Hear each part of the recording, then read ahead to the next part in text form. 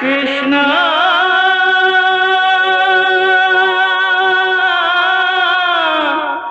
कृष्णा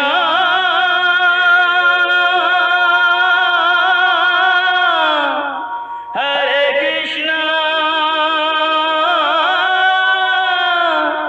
हरे हरे।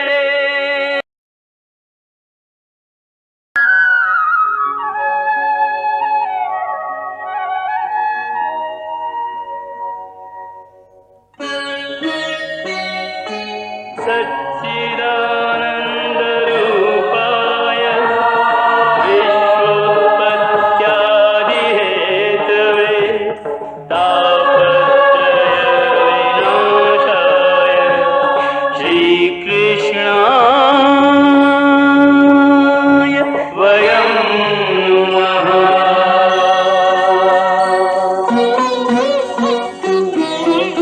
श्रीकृष्ण गोविन्द हरे मुरारे, हे नाथ नारायण वासुदेव। हरे कृष्ण राधे राधे कृष्ण कृष्ण राधे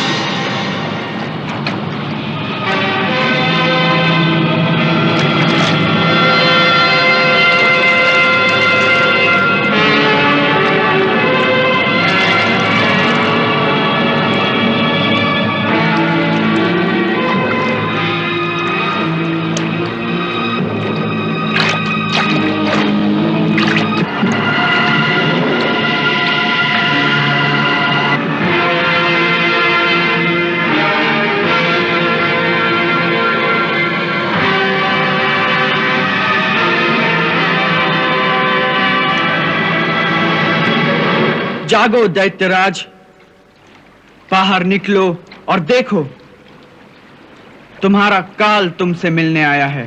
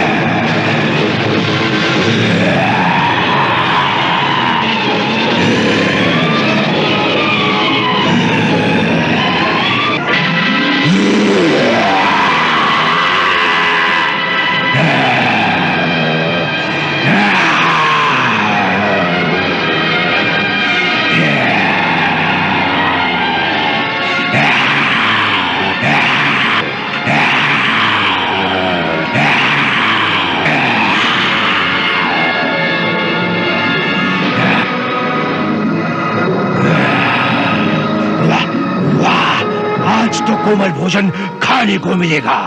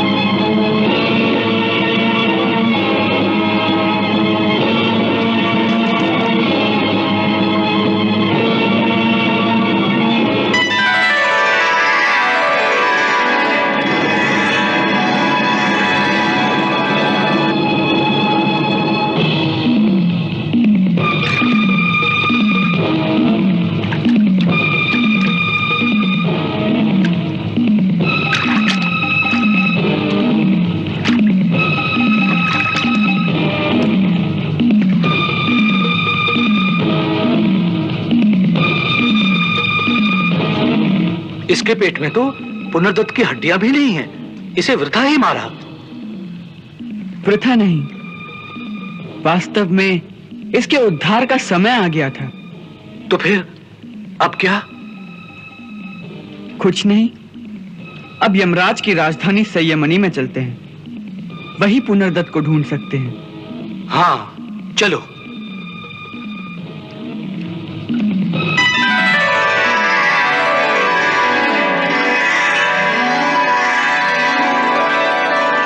दाऊ भैया, ये शंख कितना सुंदर है। देखें, इसकी ध्वनि कैसी है। हाँ,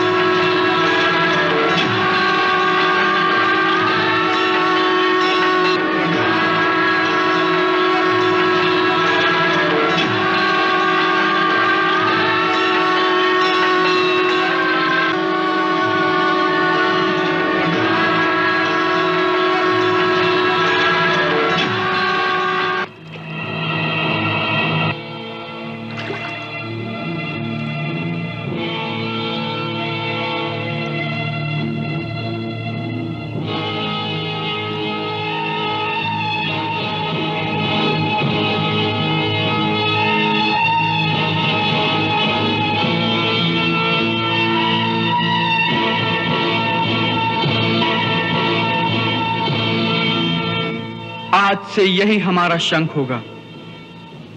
प्रत्येक युद्ध में इसी के साथ हम युद्ध घोष करेंगे।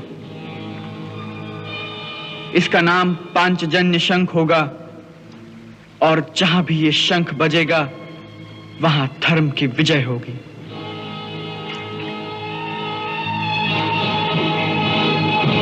चलो अब यमराज जी के पास चलते हैं।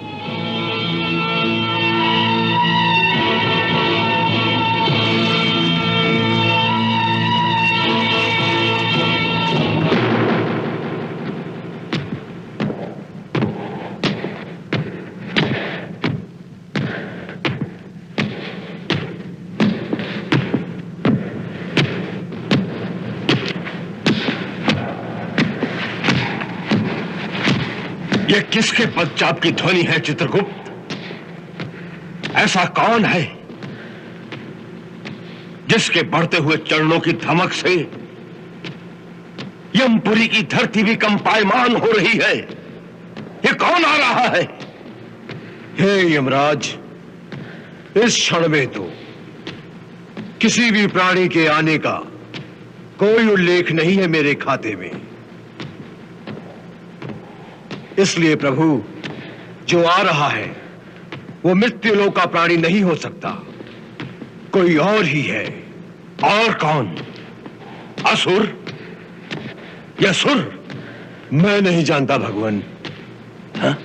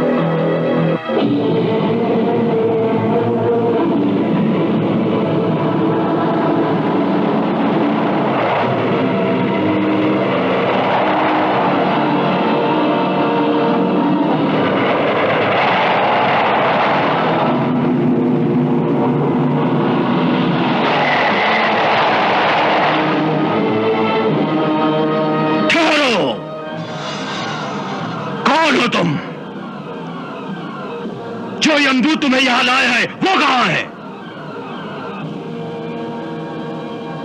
हमें कोई यमदूत नहीं लाया, हम स्वयं आए हैं। स्वयं आए हो? ये कैसे हो सकता है? तुम इस पार्थिव शरीर के साथ यहां कैसे आ सकते हो? कोई प्राणी अपने जीवित शरीर के साथ यहां तक नहीं पहुंच सकता। केवल मरने के पश्चात ही जीवों को यहां लाया जाता है। परंतु हम तो कभी मरते ही नहीं, इसीलिए ऐसे ही आना पड़ा। अब आ गए हैं तो हमें अंदर आने दो। मूर्ख बालकों,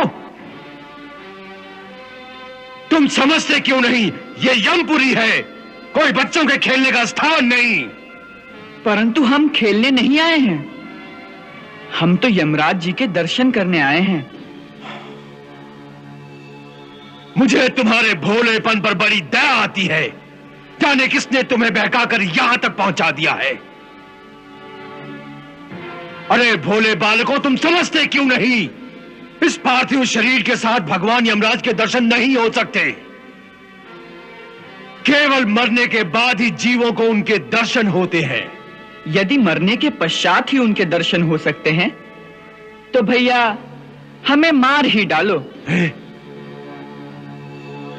परंतु हम तुम्हें नहीं मार सकते। क्यों?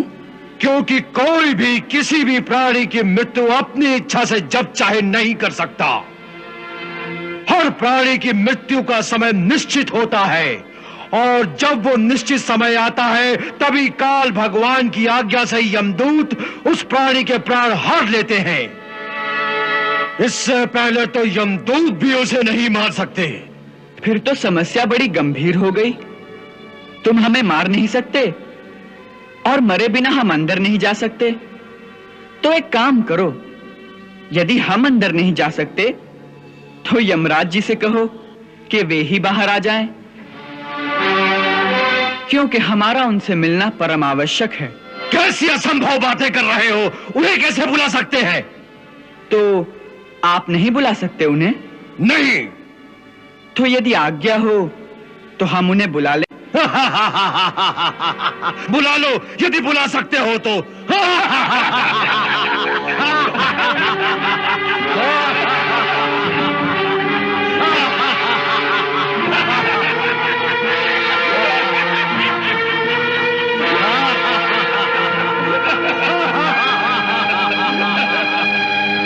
अच्छा,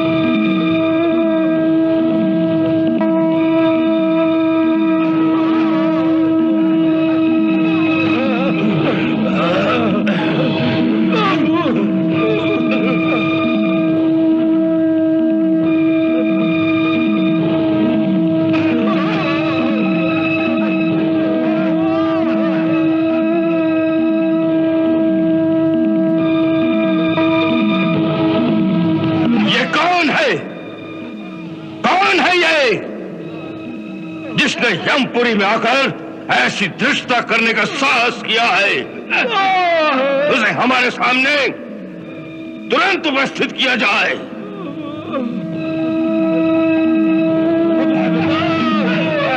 क्षमा करें प्रभु,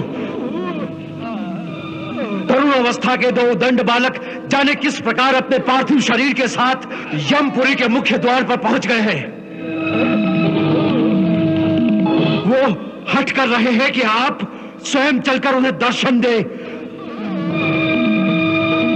मना करने के बाद उन्होंने किसी मायावी शंख को इस प्रकार फूंकना शुरू किया प्रभु कि जिससे यमपुरी के मुख्य द्वार से लेकर महलों तक सारे मकान हिलने लगे हैं प्रभु, हिलने लगे हैं। इसका अर्थ है कि वो दोनों कोई मायावी असुर हैं जिन्होंने हमारी संयमनी नगरी पर आक्रमण करने का साहस किया है। उनकी इस धृष्टता का उत्तर हमारा यमदंड उन्हें देगा।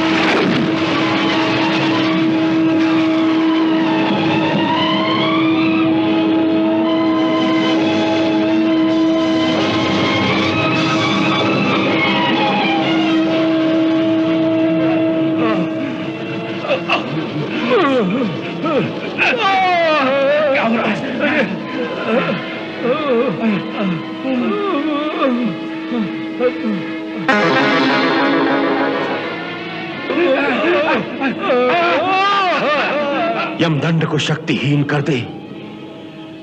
तीनों लोक में ऐसा कौन है? उसे तो स्वयं चलकर देखना पड़ेगा।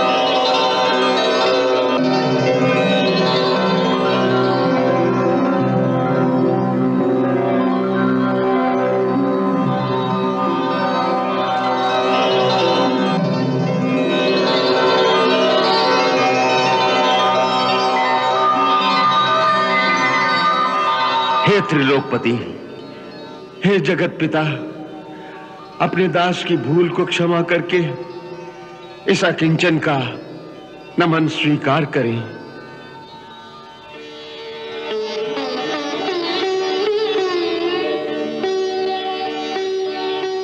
इस दास के लिए क्या आज्ञा है प्रभु? हम महामुनि सांदीपनि के पुत्र पुनर्दत्त को आपसे वापस मांगने आए हैं। अपने कर्मानुसार वो इस समय जिस लोक में चाहा भी हो उसे लाकर हमें दे दो, यही हमारी आज्ञा है।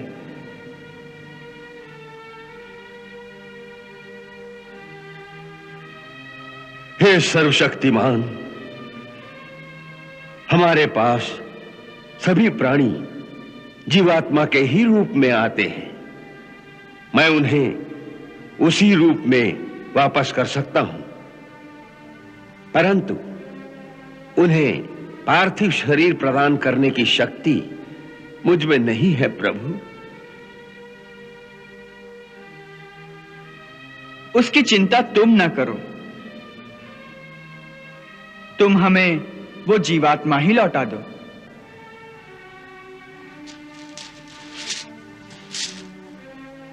जो आज्ञा प्रभु।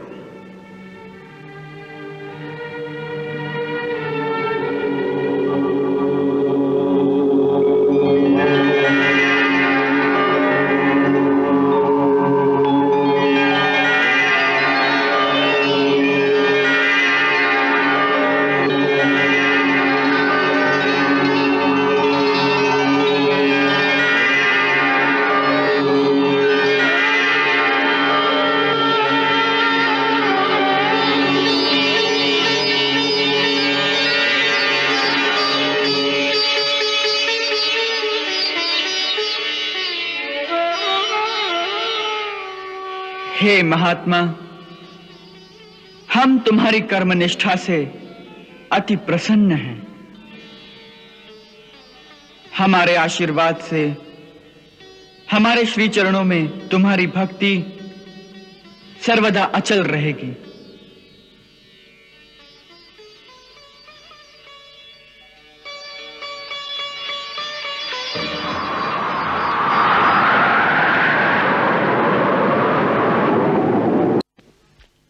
गुरु माता, गुरु माता, गुरु माता, क्या है सुदामा?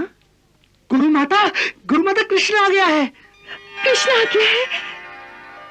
हाँ गुरु माता, उसके साथ आपका पुत्र पुनर्दत्त भी आ गया है। क्या मेरा पुनर्दत्त आ गया है? क्या? हा? क्या कहा? पुनर्दत्त आ गया है?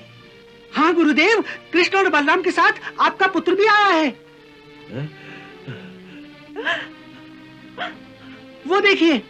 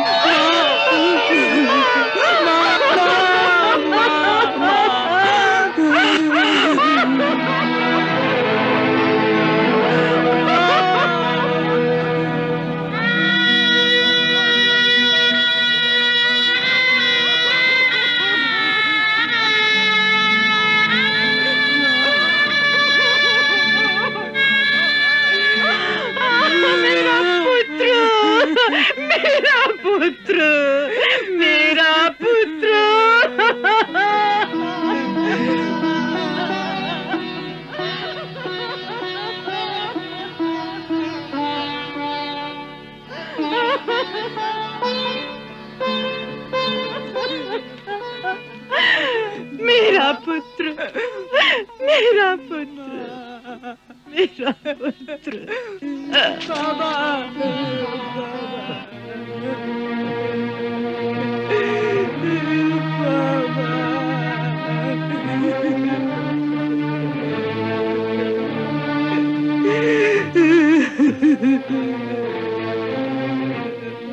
पुनर्दत्त, बाबा। पुनर्दत्त।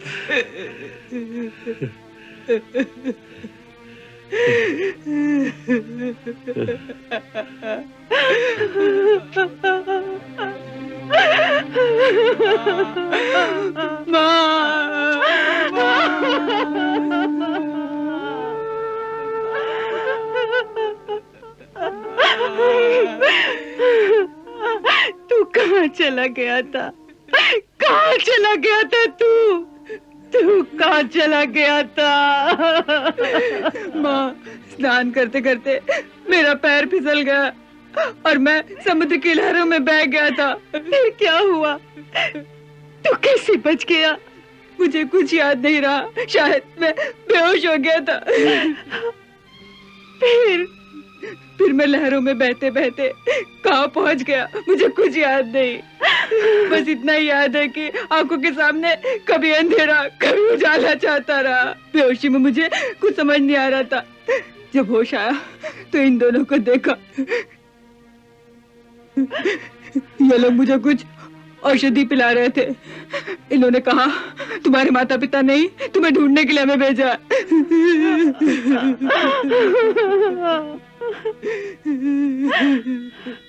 अरे निर्मोही, इतने बरसों तुझे माँ भी याद नहीं आई। गुरु माता, गुरु माता, इसे याद कैसे आती? गुरु माता, इसकी तो स्मृति ही खो गई थी। क्या स्मृति खो गई थी?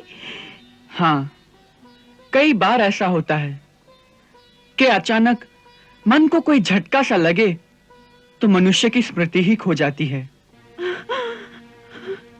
इसके साथ भी यही हुआ होगा। अकस्मात डूबने के भय से या फिर समुद्र में किसी पत्थर से सिर टकराने से इसकी स्मृति ही खो गई होगी।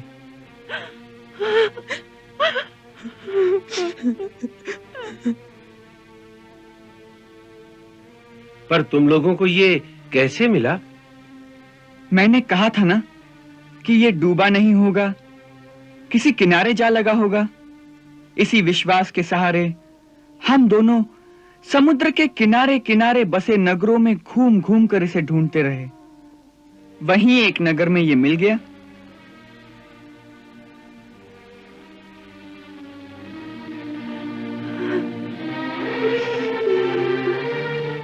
एक काला सा आदमी था जिसके पास एक काला भैंसा था। उसी के आंगन में ये रहता था। हमें कुछ संदेह हुआ कि वो काला ये गोरा, तो हमने उससे पूछा कि ये लड़का तुम्हारा कौन है? उसने कहा ये मेरा कोई नहीं, बेचारा कहीं खो गया है और इसे अपना पिछला जीवन कुछ याद नहीं। तब हमने एक वैद्यराज से इसकी चिकित्सा कराई और उसकी औषधि से धीरे धीरे इसके स्मृति पटल खुलते गए। जब इसे पूरी तरह होश आया तो इसने आपका नाम बताया। बस हम इसे अपने साथ ले आए।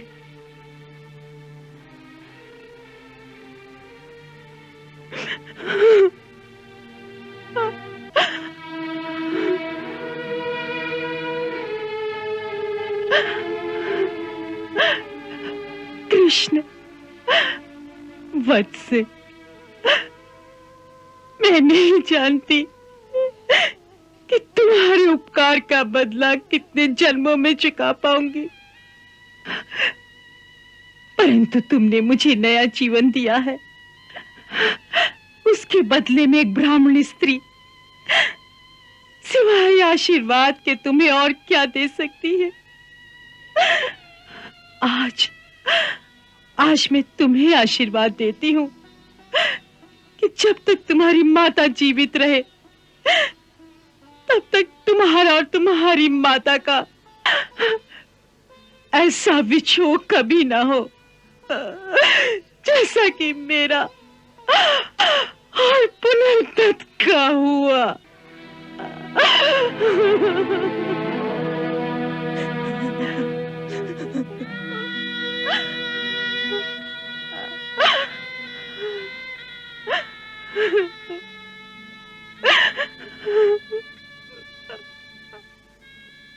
गुरु माता, देना ही है तो कोई और आशीर्वाद दो। ये आशीर्वाद मुझे नहीं फलेगा माता। क्यों? क्या तुम्हारी माता जीवित नहीं है? हैं, बल्कि एक नहीं, दो माताएं जीवित हैं। क्या? दो माताएं? हाँ गुरु माता, एक ने मुझे जन्म दिया और दूसरी ने अब तक मुझे पाला। मेरे लिए तो दोनों ही मेरी माताएं हैं। इसलिए एक के पास रहता हूं तो दूसरी से बिछोह हो जाता है, और दूसरी के पास रहता हूं तो पहली से बिछोह हो जाता है। इसीलिए मैंने कहा कि कोई और आशीर्वाद दो माता। अच्छा, तो सुनो, यदि मैंने जीवन भर एकाग्रचित होकर अनन्य भाव से अपने पति की सेवा की है, तो आज मैं अपनी पति भक्ति का सारा फल तुम्हें प्रदान करती हूँ। और ये आशीर्वाद देती हूँ कि जिस प्रकार तुमने मेरा दुख दूर किया है, उसी प्रकार सारे संसार के दुखियों का दुख दूर करने की शक्ति भगवान तुम्हें प्रदान करे,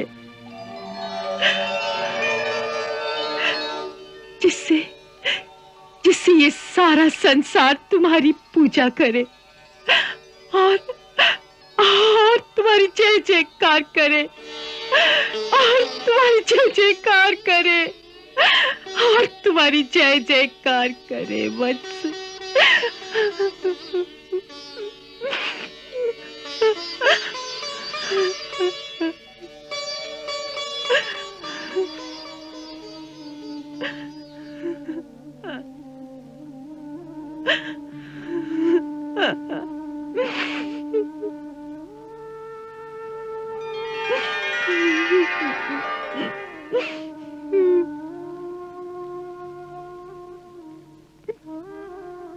गुरु माता, आज तुमसे ये आशीर्वाद पाकर मेरा जीवन धन्य हो गया। अब मुझे विश्वास हो गया है कि तुम्हारे इस आशीर्वाद से मेरा इस धरती पर जन्म लेना अवश्य सफल होगा माता।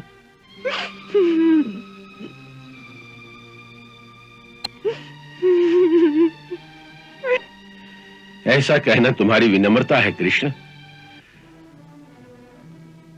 क्योंकि आज तुमने इस मृत बालक को जीवन दान देकर जो ये चमत्कारी कार्य किया है, उससे मेरा विश्वास और भी दृढ़ हो गया है कि तुम कोई संसारी मानव नहीं हो, कोई देव पुरुष हो, जिसे किसी भूल के कारण अथवा किसी श्राप के कारण इस संसार में आना पड़ गया है। हम दोनों पर जो तुमने ये महान उपकार किया है, इसका पूरा बदला तो मैं नहीं चुका सकता, परंतु आज मैं अपने इष्ट देव भगवान शिव के सामने ये प्रार्थना करता हूं कि आज तक मैंने जो निश्चल मन से उनकी उपासना की, उसका सारा फल तुम्हें प्रदान करें। और यदि तुम पर किसी श्राप की छाया है तो उसका सारा दंड मुझे दिया जाए। मैं प्रसन्नता से उसे स्वीकार करूंगा।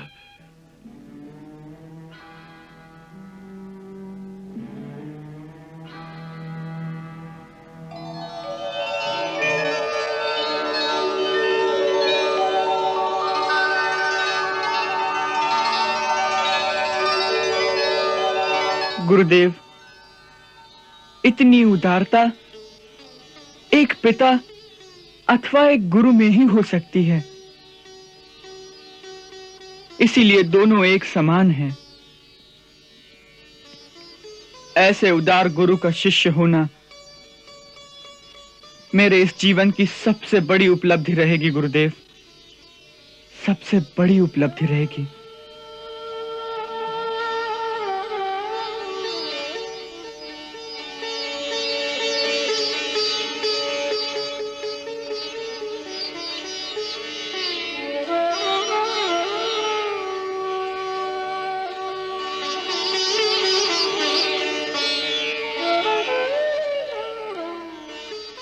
कृष्णा